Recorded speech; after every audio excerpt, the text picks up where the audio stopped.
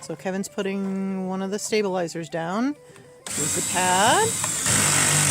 And just so it touches. You're not jacking up the rig at all. It's just a soft touch onto the plate. And we do suggest using some type of, whether it's a board or, you know, these waffle type of plates, something, because otherwise you will start just going right into the ground. And if you're camped for a number of days, you will find that you do have to go and redo those a little bit.